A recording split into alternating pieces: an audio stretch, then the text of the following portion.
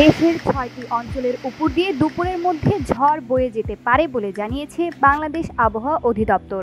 চট্টগ্রাম, কক্সবাজার, মোংলা ও পায়রা সমুদ্র বন্দরকে ৩ নম্বর স্থানীয় সতর্ক সংকেত দেখাতে বলা হয়েছে।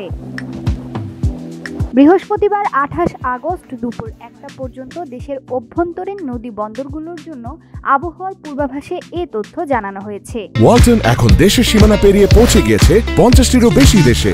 ওয়ালটন, ঘরে ঘরে বিশ্বজুড়ে। এতে বলা হয়েছে খুলনা, বরিশাল, পটুয়াখালী, নোয়াখালী, চট্টগ্রাম এবং কক্সবাজার অঞ্চলের উপর দিয়ে দক্ষিণ বা দক্ষিণ পূর্ব দিক থেকে ঘন্টায় ৪৫ থেকে ৬০ কিলোমিটার বেগে অস্থায়ীভাবে দমকা ও ঝড়ো হাওয়া সহ বৃষ্টি বা বজ্রসহ বৃষ্টি হতে পারে।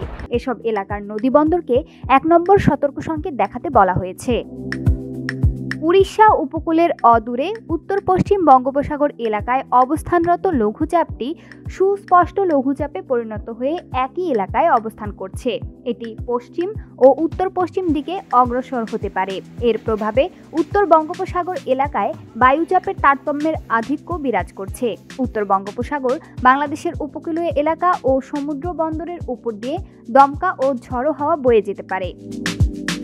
এদিকে সকাল ৯টা থেকে পরবর্তী ২৪ ঘন্টায় আবহাওয়ার বিষয়ে বলা হয়েছে রংপুর, ঢাকা, খুলনা, বরিশাল ও চট্টগ্রাম বিভাগের অনেক জায়গায় এবং রাজশাহী, ময়মনসিংহ ও সিলেট বিভাগের কিছু কিছু জায়গায় অস্থায়ীভাবে দমকা হাওয়া সহ হালকা থেকে মাঝারি ধরনের বৃষ্টি বা বজ্রসহ বৃষ্টি হতে পারে। সেই সঙ্গে রংপুর, ঢাকা, খুলনা, বরিশাল ও চট্টগ্রাম বিভাগের কোথাও কোথাও মাঝারি ধরনের ভারী থেকে ভারী বর্ষণ হতে পারে। এছাড়া সারা দেশে দিনের তাপমাত্রা সামান্য কমতে পারে এবং রাতের তাপমাত্রা প্রায় অপরিবর্তিত থাকতে পারে।